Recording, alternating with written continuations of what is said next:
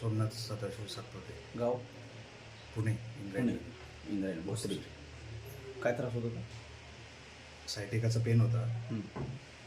तळपायाला, मांडीला आगत होती, मुंग्या वगैरे मुंग्या यायच्या, पायाला मुंग्या येत होत्या, आणि आग होत होती. आग होत होती किती मांडीची. किती त्रास होता तो साधारण तुमच्या माहितीनं?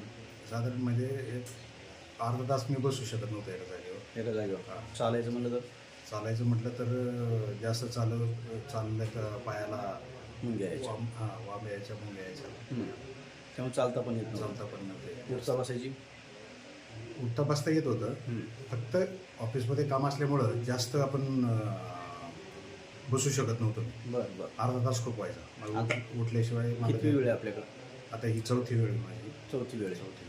म्हणजे 3 वेळा झाल्या आपल्या. 3 वेळा झाले. 3 वेळामध्ये झालेल्या ट्रीटमेंटमुळे तुम्हाला किती फरक पडतो? 70 ते 80% मला फरक पडला आहे. फरक पडतोय. आता चालताना वगैरे जो त्रास